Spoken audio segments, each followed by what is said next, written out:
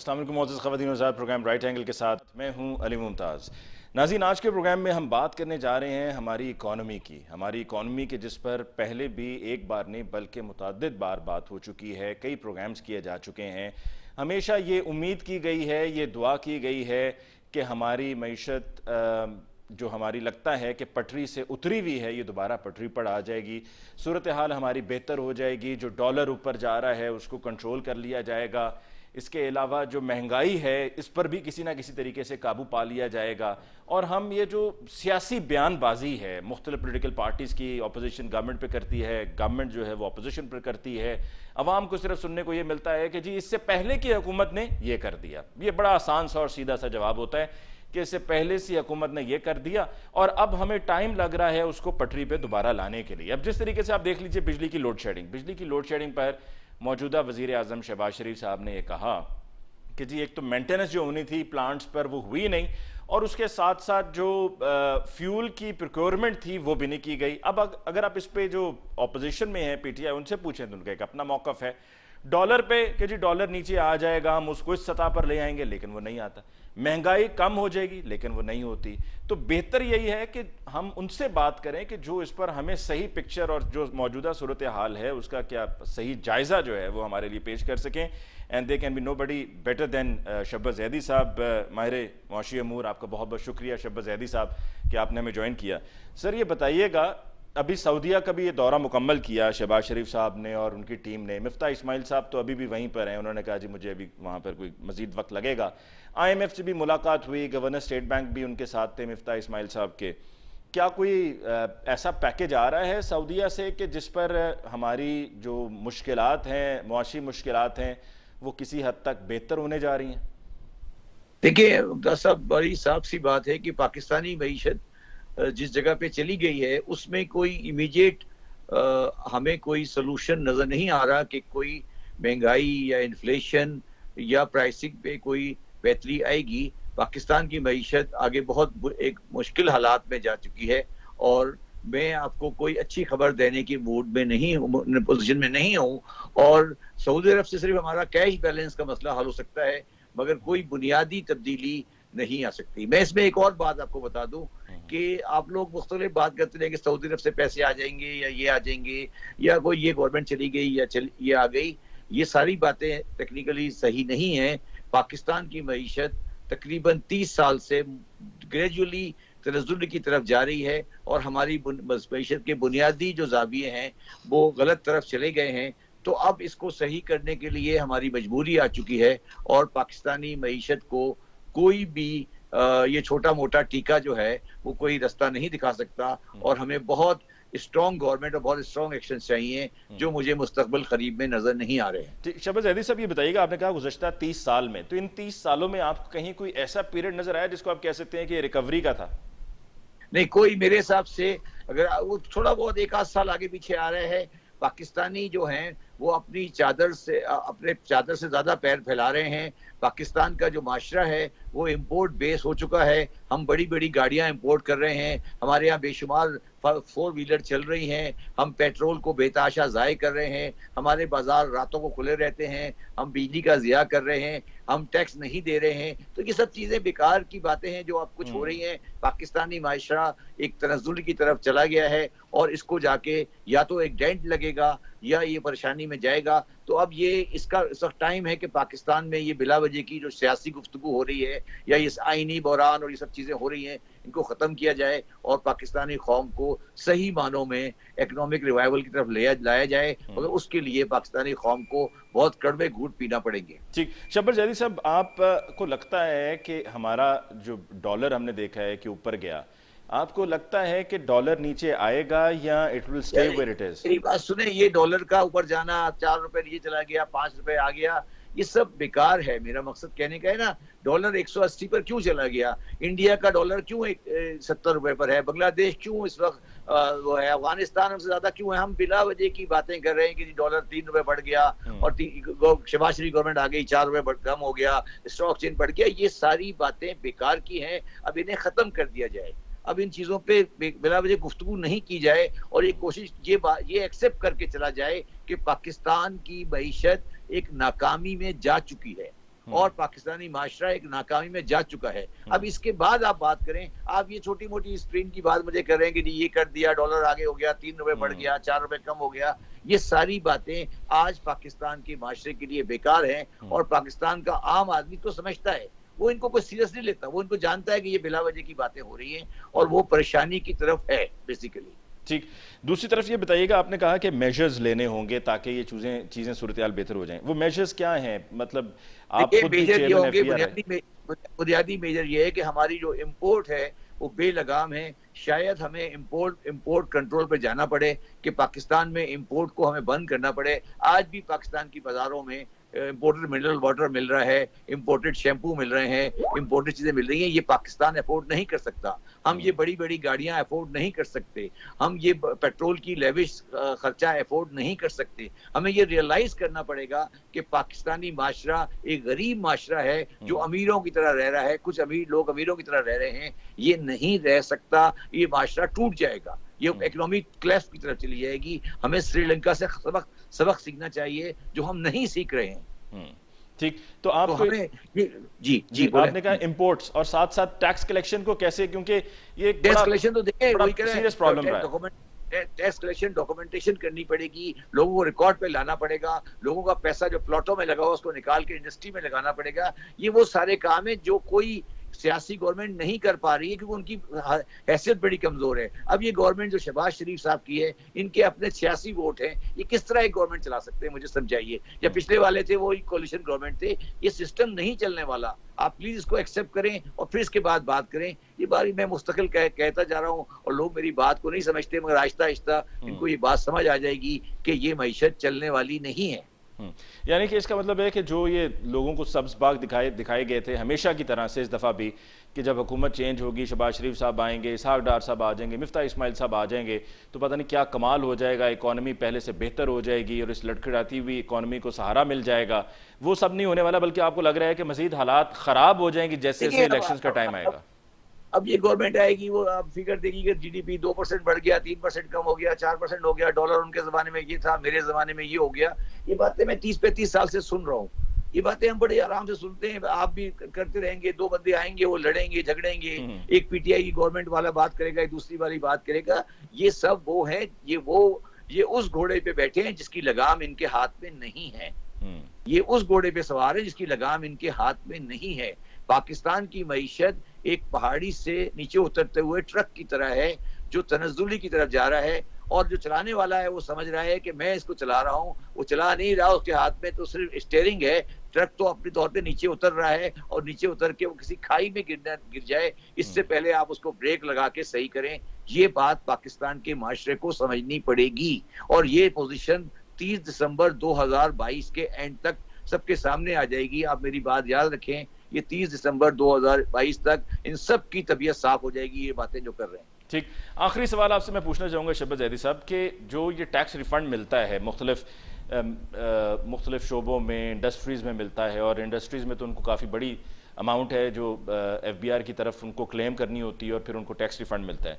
गुज़श्ता दौरे हुकूमत में 2018 तक जो बैकलॉग था वो सारा क्लियर कर दिया गया, लेकिन फिर उसके बाद आगे ऑनवर्ड जब ये कोविड पीरियड आया तो फिर वो बैकलॉग, वो अमाउंट जो पेंडिंग अमाउंट थी वो फंसना शुरू हो गई और काफ़ी बड़ी अमाउंट अभी भी लोगों की फंसी हुई थी। इसके पीछे वजह क्या थी? क्या वजह ये थी कि गवर्नमेंट, गुज़श्ता हुकूमत ये चाह रही थी कि जी अपने पास ज़्यादा से ज़्यादा पैसा रिटेन किया जाए ताकि IMF को दिखाया जा सके, या इसके पीछे कुछ और वजूहत थी? नहीं, कोई वजह नहीं थी। जब मैं था चेयरमैन, हमने सारे रिफंड निकाल दिए थे, बल्क निकाल दिए थे। मगर गवर्नमेंट के लिए रिफंड की अमाउंट जो आप कह रहे हैं वो इतनी बड़ी नहीं है। लोग जो कहते हैं ठीक है वो एक अमाउंट है, मगर अगर ओवरऑल कलेक्शन के पॉइंट से देखें तो बहुत बड़ी नहीं है। तो ये रिफंड वाला किस्सा जो ना ये पुराना है, अब ये कहानी खत्म हो चुकी है। बहुत बड़ा अमाउंट का रिफंड नहीं है गवर्नमेंट के पास। ये बात गलत है, गवर्नमेंट ने कोई इस पर गलत एक्शन नहीं लिया है। बेसिकली मैं इनकी बात से एग्री नहीं करता। यानी आप समझते हैं कि गवर्नमेंट ने जो किया वो बिल्कुल ठीक किया? नहीं, मेरे मकसद है रिफंड का ताल्लुक, बल्कि मैं ये कह रहा हूँ कि गवर्नमेंट ने किसी पॉलिसी के तहत नहीं ऐसा किया। ठीक। शहबाज ज़ैदी साहब को बहुत बहुत शुक्रिया कि आपने हमें वक्त दिया। नाज़रीन, हमारे साथ मौजूद थे शहबाज ज़ैदी साहब, और हमारी इकॉनमी को लेके कुछ तल्ख हकीकतें थीं जो उन्होंने वाज़ेह की, और ये वो बातें हैं जो आम रूटीन में हम नहीं सुनते हैं। हम यही अच्छी बात सुन रहे होते हैं कि जी बेहतर होने जा रहा है, हमें इसी में उलझाए रखा जाता है, जैसे कि भी शहबाज ज़ैदी साहब ने कहा जी डॉलर नीचे आ जाएगा, पेट्रोल नीचे आ जाएगा, खुशहाली होगी वगैरह वगैरह वगैरह। तो उन्होंने बताया कि जो असल ट्रू पिक्चर है वो ये है कि एक तो 30 साल से हमारी इकॉनमी इसी तरह से लड़खड़ा रही है और हमेशा से वो मुश्किल में रही है और रिकवरी मोड में भी ऐसा कभी नहीं आई है, और आगे भी जाकर उनको यही नज़र आ रहा है कि इसमें इम्प्रूवमेंट होती हुई नज़र नहीं आ रही अनलेस कि जो इम्पोर्ट्स हैं उन पर कंट्रोल किया जाए। एक लेते हैं जी ब्रेक, और ब्रेक के बाद लौट कर आएंगे तो मौजूदा जो सियासी सूरत हाल है उस पर बात होगी हमारे गेस्ट से। हमारे साथ रहिए।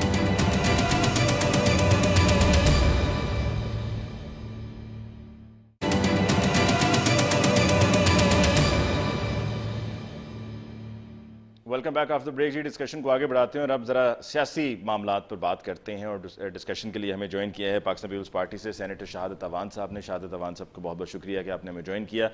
पाकिस्तान तहरीक इंसाफ से हमें ज्वाइन किया है शौकत बसरा साहब ने। बसरा साहब आपका बहुत बहुत शुक्रिया कि आपने हमें वक्त दिया। और अभी मैं बस कहने लगा था कि हुक्मरान जमात PTI से हमें ज्वाइन किया है शौकत बसरा साहब ने, लेकिन अभी ये कल की बात है और 3.5 साल हम यही कहकर आपको बसरा साहब बुलाते रहे प्रोग्राम्स में, और अब कहानी उलट चुकी है।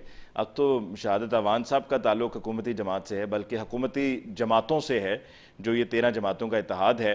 सबसे पहले ईद का मौका है बसरा साहब, तो सोचा कि ज़रा ये मालूम कर लिया जाए कि ईद के बाद का आपने प्लान अनाउंस कर दिया है। मई का महीना शुरू हो गया है और मई के महीने के आगाज़ में ही ये, बल्कि आगाज़ होने से एक रोज़ पहले ही इमरान खान साहब ने यह ऐलान कर दिया कि towards the end of the month, मई के आखिर में आप लॉन्ग मार्च करने जा रहे हैं। तो ईद पर चांद रात को भी आपने सियासी बना दिया, पूरा रमज़ान भी सियासत में गुजरा, तो कुछ थोड़ा सा आप नहीं समझते कि रिलीफ मिलना चाहिए, ज़रा सियासत से हट के भी लोगों को खुशी का मौका है, कुछ बात करनी चाहिए? अली भाई, बात यह है कि इस वक्त पाकिस्तान बेकार ब्रेक जगह पे पड़ा है। इस वक्त जो पाकिस्तान के हालात है ना, इसमें आप खामोश नहीं बैठ सकते। और इस वक्त जो आदमी खामोश बैठेगा, जो आदमी मसलत का शिकार होगा, और खास तौर पे पाकिस्तान के नौजवान जो इस कौम का मुस्तकबिल है, वो किसी तौर पे खामोश रह कोई नहीं सकता। उसकी वजह यह है, आप ये देखिए कि हमने अमली तौर पे अमेरिका के सामने सरेंडर कर दिया है। हम बरतानिया से हमने आजादी ली थी, उसके बाद अमली तौर पर हुआ यह है मेरे भाई, अब कोई बात ढकी छुपी नहीं रह गई अली भाई, कि हम लोगों ने अमेरिका की साम्राज्य के सामने इस वक्त पाकिस्तान में ईस्ट इंडिया कंपनी की हुकूमत कायम हो चुकी है। भानुमती का कुनबा है कि सारे के सारे वो लोग हैं जो इम्पोर्टेड हुकूमत के स्पॉन्सर्ड हैं, जो उनके मुफादात का तहफ़्फ़ुज़ कर रहे हैं। तो इस हालात में आप मुझे बताइए कि कभी रमजान मुबारक में मैं भी, आप तकरीबन आप मेरे थोड़े से छोटे होंगे, इतना जोशो खरोश, उसकी वजह यह है कि पाकिस्तानी गैरतमंद कौम है। पाकिस्तानी वो कौम है जो कहते हैं कि पाकिस्तान का मतलब क्या, ला इलाहा इल्लल्लाह। पाकिस्तान ला इलाहा इल्लल्लाह की बुनियाद पे बना था। इसलिए मेरे भाई, ये महंगाई, ये भूख, ये सब चीजें अब सामने हो गई हैं। अब पाकिस्तान जब बना था अली भाई, हमारे बुजुर्ग बताते हैं, हमारी माँ और बहनों की असमतें लुटी थी, हमारी माँ और बहनों के आंचल छीने गए थे, हमारे बुजुर्गों ने कुर्बानियां दी थी, खून दिया था। अभी तो अब तो पाकिस्तान की हिफाजत करनी है। उन्होंने पाकिस्तान बनाया था, इंशाल्लाह पाकिस्तान हमारे बुजुर्गों ने बनाया था, हम पाकिस्तान बचाएंगे। कोई माई का लाल ये जुर्रत नहीं कर सकता कि पाकिस्तान के खिलाफ साजिश करे, पाकिस्तान को टुकड़े करने का। लेकिन आपको बसरा साहब मालूम है ना कि ये आप जो लॉन्ग मार्च की तरफ जा रहे हैं, ये एक आखिरी मौका है आप लोगों के लिए, अगर आप अपने हक में कोई चीज़ को पलटना चाह रहे हैं तो। वरना अगर आप इसमें नाकाम हो गए तो फिर चाहे हुकूमत साल चले, 1.5 साल चले, वो फिर हुकूमत का अपना होगा, प्रोगेटिव होगा, वो अपने हिसाब से चलकर मामलात को निपटाएंगे। भाई, एक तो अपना फिक्रा दुरुस्त कर लीजिए, ये हमारे लिए चांस नहीं है। हम तो अपने लिए, हमारी जात तो अब किसी की भी। इमरान खान ने क्या कॉल दी है? क्या इमरान खान ने PTI के टाइगर्स को कॉल दी है? क्या सिर्फ वोटर्स को, सपोर्टर्स को कॉल दी? नहीं, उन्होंने पाकिस्तानियों को कॉल दी है। ये PTI का या हमारी हुकूमत का या इक़्तिदार का मामला नहीं है मेरे भाई, ये पाकिस्तान का मामला है, ये पाकिस्तान की सालमियत का मसला है। मीर जाफर और मीर सादक कब्जा करके बैठ गए मेरे भाई, अली बात इसको समझें। सो ये बात आप ज़हननशी कर लें। मैं अली आपको बात बताऊं, खास तौर पे ये रमजान मुबारक का महीना है, वो कहते हैं ना, सैयदी मुर्शिदी या नबी या नबी, गुलाम है, गुलाम है, रसूल के गुलाम है। गुलामी रसूल में मौत भी कबूल है, जो हो ना इश्क मुस्तफा तो जिंदगी फजूल है। आप अंदाजा करें, मैं कहता हूं वो शख्स मुसलमान नहीं हो सकता जिसके दिल में रसूल का इश्क ना हो। बिल्कुल। रसूल की मैं जरा शहादत अवान साहब की तरफ भी बसरा साहब जाना चाहूंगा। मुकम्मल करने दीजिए। आप देखें जिन भोंडी हरकतों पे ये आगे हैं। मेरा पहला सवाल ही ये है शहादत अवान साहब से, आप बेफिक्र हो जाएं। शहादत अवान साहब, मौजूदा जो सियासी सूरत हाल है उसमें एक नया मोड़ यह आया कि बदकिस्मती से मज़हब यकीनन एक हसास मौजू है और इसका इस्तेमाल ज़रा देखभाल कर होना चाहिए। मतलब हरगिज़ ऐसा नहीं होना चाहिए कि जिसको जब जी चाहे जहाँ जी चाहे आप उसको उस पर कोई फतवा दे दें आप, और उसको आप दायरा इस्लाम से खारिज कर दें या कह दें कि ये गुस्ताख है। आपकी हुकूमत ख़ास तौर पे पाकिस्तान पीपल्स पार्टी की ये रिवायत नहीं रही है, लेकिन अब जिनके साथ आप हुकूमत में हैं उनसे आप कुछ भी तवक्को कर सकते हैं। तो क्या आप इस बात को सपोर्ट करेंगे? ये जो एक एफआईआर भी फैसलाबाद में दर्ज हुई है, क्या आप समझते हैं कि सब कुछ ठीक चल रहा है और जो किया है वो ठीक हुआ है? ये अवामी रद्द-ए-अमल है जो एफआईआर दर्ज हुई है, जाके दरख्वास्त गुजार ने दरख्वास्त दी है? देखें अली मुमताज साहब, सबसे पहली बात तो मैं ये कहूँ कि शौकत बसरा साहब ने बड़ी, मैं समझता हूँ, जज्बाती बातें की हैं।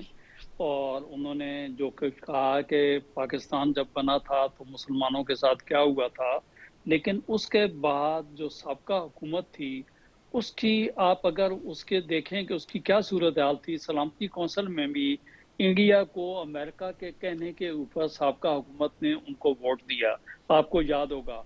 कल भूषण वाला जो कानून है वो आपके सामने है, जो वहाँ का जो है एक पायलट पकड़ा गया था 24 घंटे में, जिसको मतलब आपने सर वो तो खैर देखिए ना, बिल्कुल ये उसी तरह से है। ये मौजूद ये साबका हुकूमत पर सर शहादत अमान साहब बात मुकम्मल कीजिएगा, लेकिन साबका हुकूमत पर ये पहले भी कई मरतबा हो चुका है कि मुख्तलिफ प्रोग्राम्स में हमारे इल्जाम लगाया जाता है सर। लेकिन मैं आपको सर रूस के बारे में भी डीजीआईएसपीआर ने क्लियर कर दिया था कि वी वर ऑन बोर्ड, और ये वाला भी जो मामला है ये आप हुकूमत पे सिंगल हैंडेडली नहीं डाल सकते कि उस वक्त पीटीआई का फैसला था कुलभूषण उसको उनके पायलट को वापस भेजने का।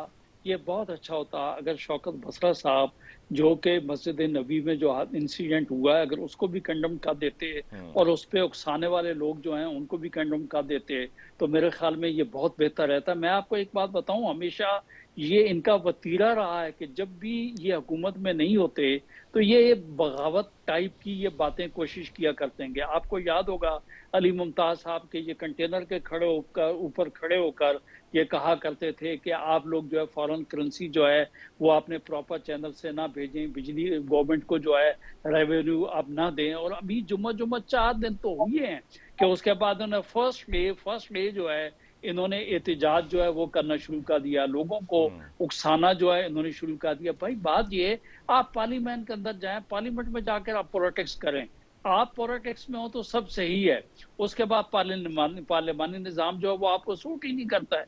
उसके बाद आपने जो है जिस तरीके से नो कॉन्फिडेंस हुआ, उसी दिन आपने अपना कैंडिडेट भी विड्रॉ कर लिया और उसके बाद आप रिजाइन देकर भी चले गए और फिर आप कहते हैं जी जल्दी इलेक्शन भी करवा लें। भाई किसी एक बात पे कम से कम आप खड़े हों, एक पॉलिसी होनी चाहिए। मेरा कहना ये है सियासत हर पाकिस्तानी का हक है, लेकिन मैं ये कहता हूं कि उसकी बुनियाद जो है असूलों पर होनी चाहिए, ना कि यू टर्न। लेकिन जो मेरा बुनियादी सवाल है शहादत अवान साहब कि आपकी पार्टी क्या ये जो एफआईआर और इस तरह की चीजें, इसमें क्या आप इसकी तायीद करेंगे, सपोर्ट करेंगे आप?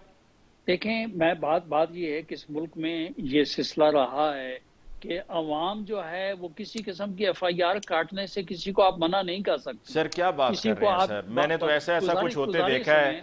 भले वो पीटीआई की हुकूमत थी उससे पहले भी होता रहा है। अंधेर नगरी है सर, अंधेर नगरी। देखें मेरी गुजारिश एक सुन लें। मेरा कहना ये है कि अगर कोई एफआईआर होगी, उसकी इन्वेस्टिगेशन होगी, इन्वेस्टिगेशन होने के बाद जो है वो कोर्ट कचहरी जाएगा। सर ये थाने वाले तो सर जो भी कोई बाअसर अफराद होते हैं उनके खिलाफ तो वो वैसे ही एफआईआर दर्ज नहीं करते, कतराते हैं, लोगों को चक्कर लगवाते हैं। और यहां पर चूंकि ये एफआईआर दर्ज जब करवाई गई है तो जिस चैनल से जाके अगले ने करवाई है वो इसलिए भी हो गई कि ऑपोजिशन है अब पीटीआई। अगर हुकूमत में होती तो पीटीआई के खिलाफ तो दुनिया इधर की उधर हो जाए, एफआईआर दर्ज नहीं होनी थी। लेकिन मेरी गुजारिश ये है कि देखें, अगर कानून ने अगर अपना रास्ता लिया है तो मेरा ख्याल ये है कि अब जो 24 घंटे के अंदर अंदर अगर उसको मैं क्रिटिसाइज करूं, अगर उसमें कोई गलत चीज होगी तो ये क्वाशमेंट के लिए चले जाएंगे अदालत। तो सर अगर ये क्वाशमेंट की तरफ चला जाएगा तो फिर जो भी कोई दरख्वास्त गुजार थाने में जाता है, दरख्वास्त देता है, उसकी दी गई दरख्वास्त के ऊपर क्यों नहीं एफआईआर काट देते फौरी तौर पर? उसके क्यों वहां पर ड्रामेबाजी करते हैं पुलिस एहलकार? देखें गुजारिश ये अली मुमताज साहब, मैं आपको बताऊं, अब तो आपकी जो एफआईआर है ना, वो मतलब ऑनलाइन भी एफआईआर दर्ज होने के लिए वो भी कानून हो चुका है। और अगर किसी की एफआईआर नहीं कटती है तो सेक्शन 22A है, अदालत में जाके सिंपल इस एप्लीकेशन दें तो एसएचओ को जो है जस्टिस ऑफिस डायरेक्शन दे देता है। बिल्कुल सर दे देते हैं, लेकिन क्या एक आम आदमी सर इस तरह से चक्कर ही काटता रहेगा? पहले जाएगा कंप्लेंट सेल में जाएगा, क्योंकि प्रोसेस यही है कि आप पहले जाएंगे कंप्लेंट सेल में, कंप्लेंट सेल के बाद फिर आप उसके बाद अगले मरहले में जाएंगे। वो इस तरह से ख्वारियां काटता रहेगा, इधर बासर अफराद के लिए ख्वारियां कोई नहीं है। अली मुमताज साहब, जो पाकिस्तान का जो कानून है आपको और हमें बल्कि हर शहरी को उसको फॉलो करने का है सर। हर किसी के लिए बराबर है, आई बिलीव हर किसी के लिए बराबर होना चाहिए। मैं समझता हूँ कि हर एक के लिए बराबर है और होना भी चाहिए, और हर एक को इंसाफ मिलना चाहिए। और अगर किसी किस्म की कोई गलत चीज हो गई है तो मेरा जो है अदलिया के ऊपर यकीन है कि इन्वेस्टिगेटिंग एजेंसीज को भी सही करना चाहिए और करेंगी, और कम से कम अदालतें जो हैं जो भी उसमें फरीक होगा उसके साथ जो इंसाफ होगा।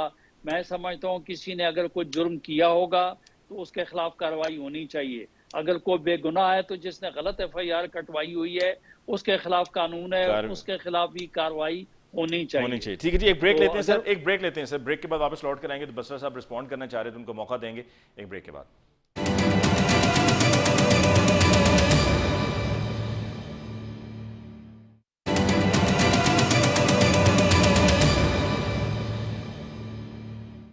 वेलकम बैक आफ्टर ब्रेक जी। बसरा साहब आप रिस्पॉन्ड करना चाह रहे थे शहादत अवान साहब की कई भी बात पर। इस कायनात का वजूद हुजूर सल्लल्लाहु अलैहि वसल्लम की वजह से है, बेशक हुजूर की है। आप मुझे बताइए कि कोई, मैं फिर कहता हूं, वो मुसलमान हो ही नहीं सकता जिसके अंदर रसूल का इश्क ना हो, रसूल की मोहब्बत ना हो। और इमरान खान वाहिद लीडर है पाकिस्तान का जिसने दुनिया के हर फोरम पे खड़े होकर इस्लामोफोबिया के मुतल्लिक और हुजूर की हुर्मत के मुतल्लिक उनका झंडा बुलंद किया और यूएनओ में करारदाद पास हुई। और क्या हुआ, जिन्होंने नॉर्वे के अंदर, दूसरे ममालिक के अंदर हुजूर की गुस्ताखी की थी, उन्होंने ट्वीट किए जिस तरह इमरान खान की हुकूमत गई। शुक्र अल्हम्दुलिल्लाह, एक शिद्दत पसंद चला गया, एक दहशतगर्द चला गया। गुजारिश ये है, आप अंदाजा करें कि शब्बे बारात थी, अब 27वीं की रात थी, यहाँ पे दुआएं हो रही थी।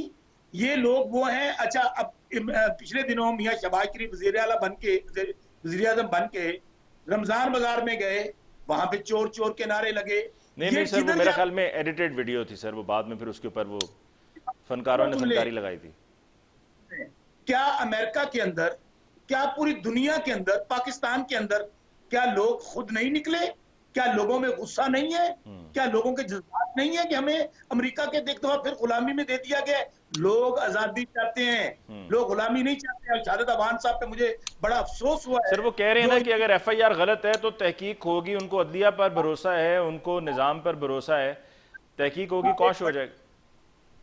शहादत अवान साहब बड़े पाए के, बसरा साहब मुझे बड़ा, देखें, कानून का बड़ा एहतराम है, मैं एडवोकेट भी हूँ। मेरा कहना ये है कि बाज़ दफा आप पे मैंने तो ये कहा है कि अगर एफआईआर गलत होगी तो वो जो कंप्लेनेंट होगा उसके खिलाफ कार्रवाई होगी। ठीक है, मैं जरा शहादत अवान साहब, बसरा साहब बात मुकम्मल कर लें, फिर उसके बाद मैं आपकी तरफ आ रहा हूँ। जी बसरा साहब ने जो पाए के वकील हैं, जो प्रोसिक्यूटर जनरल रहे हाई कोर्टों में, सुप्रीम कोर्ट में, वो ये फरमा रहे हैं अगर एफआईआर गलत है, वहां सऊदी अरब ने क्या अलामिया जारी किया है कि 30 ममालिक के लोगों ने जब उनको देखा तो उन्होंने ये नारे लगाए। क्या सऊदी अरेबिया में होने वाली ये नारेबाजी, उसका मुकदमा फैसलाबाद का मुद्दई, राना सनाउल्लाह के हल्के का मुद्दई, मुकदमा दर्ज होगा इमरान खान पे, मुकदमा दर्ज होगा शेख रशीद पे। मैं शदीद मजम्मत करता हूं। और आपको शहादत अवान साहब बता दूं, आप इस हुकूमत का हिस्सा हैं, आप स्पीकर हैं, आप वजीर खारजा हैं, अहम वजारतें आपके पास है। आप ये ना कहें जिस हुकूमत ने किया है, आपने किया है। और अगली बात, इस तरह की झूठी एफआईआर डरा के, धमका के, आप समझते हैं शहादत अवान साहब, आज मेरी बात अली रिकॉर्ड पे रखिएगा जी खास तौर पर जिस तरह कल पंजाब में कानून का मजाक उड़ाया गया है, क्या किसी कानून में लिखा है कि स्पीकर हलफ लेगा? किसी कानून में मुझे शहादत अवान अच्छा साहब चलें, बता इस दें। पर जरा शहादत अवान साहब से पूछ लेते मैं हैं। जवाब देता हूँ शौकत भाई।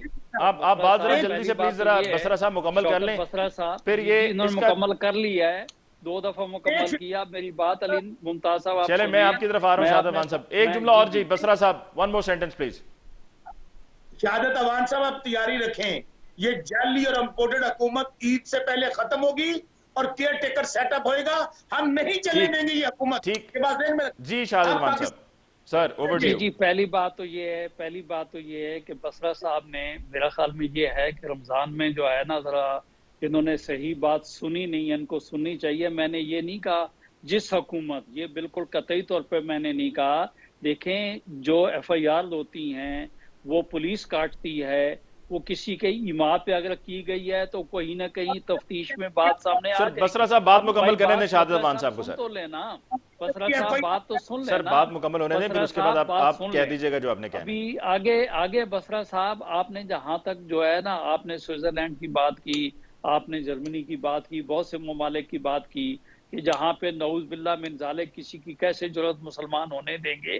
लेकिन मैं आपको बताऊं कि जिन लोगों ने आपके लिए बात की थी, जिन्होंने आप पर इल्जाम लगाया था, उनके साथ तो रात के अंधेरे में जाके आप लोगों ने एग्रीमेंट्स कर लिए। तो मैं आपको ये बताऊं कि ये बात आप भूल चुके हैं, उन बातों पे मत जाएं। और बात ये है कि अभी से आप जो है, आप पार्लिमानी लोग हैं, आप इलेक्शन लड़ते हैं, आप कहते हैं हमारी तो हुकूमत थी। अगर आप हुकूमत में रहें तो सब सही है, हुकूमत से बाहर आप आ जाएं तो पार्लियामेंट निजाम जो है उसको ही आप खत्म करने की तरफ जा रहे हैं। जी मेरे ख्याल खुदा के वास्ते आइन और कानून जो है उसका सहारा लें और इस तरीके से नहीं करें। बाकी ये रह गया कि किसी मुल्क में अगर कोई किसी ने गुस्ताखी की है तो मैं ये कहता हूं कि उसके साथ बिल्कुल कानून के मुताबिक जो है उसके खिलाफ जो है उसको सजा मिलनी चाहिए। ठीक, और अगर लेकिन शहादत पाकिस्तानी है अवान तो साहब, जैसे शहादत वहां से अवान साहब, वापस आए शहादत अवान तो साहब, पाकिस्तानी कोई गवर्नमेंट को भी पाकिस्तानी, जो है, कोई पाकिस्तानी, शहादत अवान पूरी साहब, दुनिया कोई को, पाकिस्तानी पाकिस्तान से बाहर जब भी कोई जुर्म अगर करता है तो उस मुल्क का कानून उस पर लागू होता है और उस मुल्क के कानून के मुताबिक उसको वहां पर सजा दी जाती है। हम उसके अंदर बिल्कुल। कैसे इंटरफेयर कर लेते हैं, इससे पहले तो मैंने ऐसी इंटरफेरेंस नहीं देखी। सर, मिसाल आपके मैं जेहन में है तो आपको बता मैं दीजिए। आपको बिल्कुल, आपका कहना बिल्कुल मैं बजा तौर पे आप सही कह रहे हैं। मैं आपको ये बात बता देता हूँ कि एक आदमी सपोज कल इंग्लैंड में या किसी अमेरिका में जो है मंशियात में पकड़ा जाता है, वहां वो अपनी सजा भुगत के आता है, वापस आता है एयरपोर्ट पे जो है सर उसको वो डिपोर्ट उनको किया जाता है। कस्टडी में सर वो डिपोर्ट तो होता है।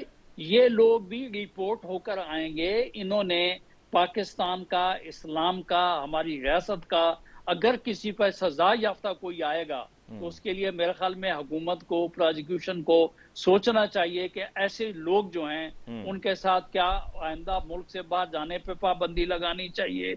उनके खिलाफ किसी किस्म का जो रियासत के अगेंस्ट उन्होंने अगर कोई हरकत की है, मुल्क को डिफेम करने के लिए, मजहब को डिफेम करने के लिए, तो वो कहीं पे भी काम कर लें, कहीं पे भी कर लें। जो पाकिस्तान के कानून में जुर्म होगा वो कहीं पे भी जाके होगा, कहीं पे भी होगा। जो पाकिस्तान के खिलाफ होगा तो मेरे ख्याल में उसकी कॉग्निजेंस हुकूमत पाकिस्तान ले सकती है। और इस फेल के लिए तो मैं कहूंगा कि अगर कोई गुस्ताखे रसूल है तो उसके लिए हमें जो है इस दिस दैट का सहारा नहीं लेना चाहिए, बल्कि उसके लिए तो करार वाकई सजा के लिए हमें रास्ते ढूंढने अच्छा, वो चाहिए। और स्पीकर कौमी असेंबली की तरफ भी आ जाएगा जो बसरा साहब ने कहा कि स्पीकर कौमी असेंबली चीफ मिनिस्टर पंजाब का कैसे ओथ ले सकते हैं।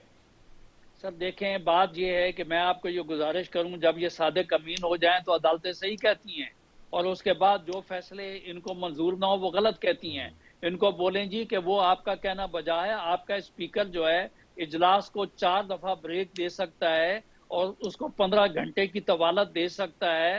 और अदालतें जो हैं ऐन करीने इंसाफ कोई भी ऑर्डर दे सकती हैं। नहीं सर, ये सिर्फ बता दें कि कानून की कौन सी, आइन की कौन सी शिक के तहत स्पीकर कौमी असेंबली पंजाब के चीफ मिनिस्टर का ओथ ले सकता है। देखें, मैं आपको बता रहा हूं कि इंटायर जस्टिस जो है ना कानून के अंदर ये है कि कानून के अंदर ये है कि बिल्कुल जो है मुकम्मल इंसाफ होना चाहिए। और मुकम्मल इंसाफ करने के लिए जब आप हर चीज से डिविएट कर रहे हैं, प्रेसिडेंट जो है वो कानून शिकनी करने पे तुला हुआ है, गवर्नर जो है कानून आइन शिकनी करने पे तुला हुआ है। तो अदालत अगर कोई भी ऑर्डर करती है तो मैं कहता हूं उनको कहें कि आर्टिकल 10A फेयर ट्रायल जाके देख लें, उसके अंदर यही लिखा है। और अदालत को इनका क्या कहना है कि भाई अदालत का जो हुक्म है वो गैर आईनी गैर कानूनी है। तो भाई बात ये है कि अदालत ने ये कहा, आपको याद होगा जब वोट हो रहा था तो चीफ सेक्रेटरी साहब ने अदालत का वो हुक्म पढ़कर सुनाया। तो आपका क्या ख्याल है कि वो स्पीकर जो है कंटेम्प्ट कमिट कर लेता, वो कहता जनाब आपका ऑर्डर जो है वो सही नहीं है, मैं इसको बे नहीं करता हूँ। देखें अब अदालतों को खुदा के वास्ते वहां लेकर बच जाएं। कौन सा अदारा इन्होंने छोड़ दिया है? एस्टेब्लिशमेंट छोड़ दी है, इलेक्शन कमीशन छोड़ दिया है, अदलिया आपने छोड़ दी है, आपने पाकिस्तान की खारजा पॉलिसी है उस पर आप कहाँ पे चले गए हैं? जो पाकिस्तान के जो सर ये समझे ये जेरोक्स फोटोकॉपी है इससे पहले हुकूमतों की, उसमें भी अदालतों पे क्या क्या कुछ कहा जाता रहा, हमला भी शामिल है। एस्टैब्लिशमेंट फौज के बारे में क्या जाता रहा वो भी ऑन रिकॉर्ड है। इदारों के बारे में क्या, नैब के बारे में, दीगर इदारों के इलेक्शन कमीशन के बाहर एहतजाज तो अपोजिशन भी कर चुकी थी जब आप लोग अपोजिशन में थे। इसका मतलब ये है कि ये मतलब जो साबका हुकूमत है वो ये कहना चाहती है कि पहले भी गलत हुआ, हम भी गलत नहीं sir, two wrongs do not make one right. तो फिर बात ये है, तो मैं तो गुजारिश करूं इनकी बात करें ना आप। साबका तो हम हिस्ट्री की बात करने के लिए नहीं जा रहे हैं, हिस्ट्री में तो हम बोलेंगे तो बहुत कुछ हम कहेंगे, वो मैं नहीं कहना चाहता। जी बसरा साहब, जो आपका टॉपिक है उसके ऊपर बात करें। जी बसरा साहब। याद माजी अजाब है यार, छीन ले मुझसे हाफजा मेरा। हम वाकई ऐसा होना चाहिए, वाकई ऐसा होना चाहिए। आपके लिए, बसरा साहब के लिए मैं कहूंगा हौसला करें आप। हम फौज की ईंट से ईंट बजा देंगे। किसने कहा था? सरदारी साहब ने, और दुबई निकल गए। किसने कहा था कि बाजवा साहब ने और जनरल DGISI ने मुल्क का बेड़ा गर्क कर दिया, तबाह बर्बाद कर दिया है? किसने कहा था कि हम जजों के बच्चों को मार देंगे, हम इनके बच्चों को निशाने इबरत बना देंगे? इस बात को भी छोड़ता हूं। दूसरी बात, अली मुमताज जो गुस्ताखे रसूल है वो मौत का हकदार है, इसमें कभी दो राय नहीं है। हकदार है, बिल्कुल असल बात ये है। वकील होने के नाते आज मैं अफसोस कर सकता हूं कि एक लॉ नोइंग आदमी गैर कानूनी और गैर आईनी बात कर रहा है, जो है ओहदे पे फायज रहा। एक मुल्क के अंदर जुर्म हुआ, अली आपने जो सवाल किया उसका जवाब नहीं दिया उन्होंने।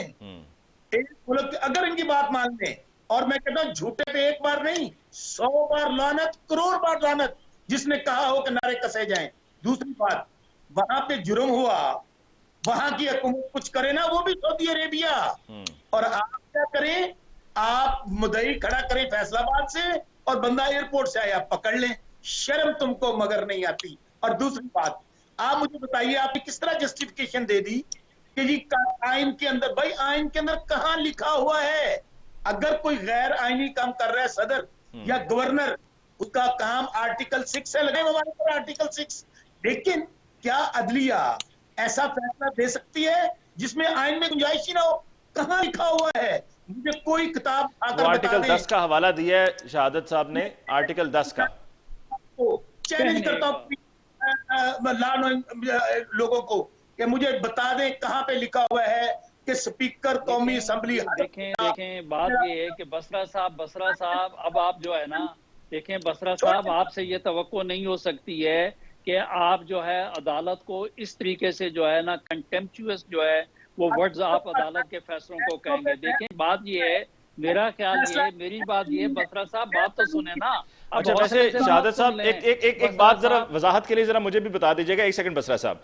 अगर एक फैसले के बाद उस फैसले पे बात हो तो वो तो कंटेम्प्ट के जुमरे में नहीं आता है। लेकिन नहीं, ये जिस तरीके से देखें जी, बात ये है कि फैसले पे आप बात करें, ये तो कह रहे हैं कि अदालत का जो फैसला जिस तरीके से आया है ना, उसको ये जो है जिस तरीके से बसरा साहब कंटेम्प्ट के, मैं समझता हूँ लहजे में वो कह रहे हैं कि ऐसा नहीं कर सकते। बात ये, आपने बात तो सुने बसरा साहब, जरा सुन लेना, मैं आपको सुनता हूँ, आप सुने। अली मुमताज साहब देखें, इन्होंने इंट्रा कोर्ट अपील फाइल की हुई है, तो मैं ये कहता हूं कि अगर आपको अदालत पे यकीन नहीं था तो इंट्रा कोर्ट अपील फाइल करने के लिए आप फाइल करने के लिए क्यों गए अदालतों में? देखो बात तो सुन लेना भाई, बात तो सुन ले बसरा साहब बात सुन लें सर, बसरा साहब बात सुन। मैं आपको बात बताऊं, ये ना हो कि बात तो सुने, मैं आपको ये बात बताऊं, जैसे कहते हैं कि अदलिया ने क्या किया, 3 दफा जो है जो पिटिशनर है वो कोर्ट में जाता है, कहता है जी कि कोई इस किस्म की बीमारी आई हुई है, कि जिस तरीके से ऑर्डर से एक दिन पहले 12 घंटे पहले जो है जो या गवर्नर या प्रेसिडेंट की बीमारी लाक हो जाती है तो कुछ नहीं हो पा रहा। और अदलिया ने मेरे ख्याल में जो रास्ता अदालत ने निकाला है, स्पीकर नेशनल असेंबली जो है उनको कहा गया भाई इलेक्शन जो है जाके आप ओथ ले लें, उस पर आपको इतराज नहीं होना चाहिए। और आप अगर चले गए इंट्रा कोर्ट अपील में तो उसके लिए आप जाएं कोर्ट के सामने, उसको जाके कंटेस्ट करें। और मैं ये यकीन रखता हूं कि अदालत जो भी उसके लिए फैसला करेगी वो यकीनी तौर पे इनको भी काबिल कबूल होगा। और जी, वो क्लोजिंग कमेंट सर, बसरा साहब से क्लोजिंग कमेंट ले लें। अली भाई आज मुझे इनकी मासूमियत पे, इनकी बेबसी पे तरस आ रहा है। शाहद अवान साहब की, वो कह रहे हैं, हम पूछ रहे हैं आपका बार भाई बार, हूं ना, आपका भाई हूं ना, हम एक दूसरे को अच्छे जानते हैं। अच्छी बात है, अच्छी लेकिन बात है। शाहद अवान शुक्र साहब है, मुझे शुक्र। आज बड़े रिलैक्स नजर आए हैं बसरा साहब। सुने बसरा साहब इनसे रिलैक्स नजर, हारूनाबाद चले गए ना इसलिए मेरा भाई जो है माशाल्लाह जो है रिलैक्स है, ईद के लिए गए हैं। अब इनके लिए तो बाद इनकी क़यादत ने तो चांद रात को जो है ना, जी, चांद रात को इनको बसरा साहब कहा जरा कि बात आप मुकम्मल कर खंडाले लें। के बाहर आ जाओ। बसरा साहब बात मुकम्मल कर लें जी, फिर प्रोग्राम को क्लोज करना है। जी बसरा साहब। अवान साहब आप एक काम करें, पार्लियामेंट को, सेनेट को, असेंबलियों को ताले लगाएं, वहां पर बिठा दें। जिस जज साहब ने हुक्म किया है कि जो आइन के अंदर नहीं है, फिर आइन ही अगर नहीं है, जिसको आपका बड़ा आप कहते हैं कि आइन मुतकद्दम है, आइन जो है वो सबका मुतफिका, अगर आइन ही नहीं है तो फिर ये बनाना रिपब्लिक है मेरे भाई, ये पाकिस्तान अब नहीं रहा। अल्हम्दुलिल्लाह आइन है, ठीक है सर, मुझे आप दोनों मेहमानों से इजाजत लेनी है सर। अल्हम्दुलिल्लाह पार्लियामेंट है और इंशाअल्लाह ताला इसी तरीके से चलेगी। सर आप दोनों मेहमानों से सर मुझे इजाजत लेनी है। आप दोनों मेहमानों को जी मेरी तरफ से बहुत बहुत ईद मुबारक। और बसरा साहब ईद पर ज़रा सियासी गुफ्तगू कम कीजिएगा, ये ना हो कि ईद पर भी आप सियासी गुफ्तगू में मसरूफ़ रहें। ज़रा रिलैक्स कीजिएगा। आप अपने इलाके में हारूनाबाद गए हुए हैं, वहाँ पर आप किसी सायादार दरख्त के नीचे चारपाई बिछा के आराम से रिलैक्स कीजिएगा, पंखा भी चला लीजिएगा, लस्सी पीजिएगा, रिलैक्स कीजिएगा। आराम के साथ मेरा भाई आराम करके करेगा इंशाल्लाह। शाहद अवान साहब आपको जी बहुत बहुत ईद मुबारक। नाज़रीन इसके साथ ही आज का प्रोग्राम का वक्त खत्म हुआ चाहता है। जाते जाते तमाम देखने वालों को, सुनने वालों को हमारी तरफ से बहुत बहुत ईद मुबारक। ईद का खुशी का मौका है और इस मौके पर अपनों के साथ वक्त गुजारिए, इस वक्त को भरपूर तरीके से एंजॉय कीजिए और हमें भी अपनी दुआओं में याद रखिएगा। दीजिए इजाज़त, अल्लाह ने के बाद।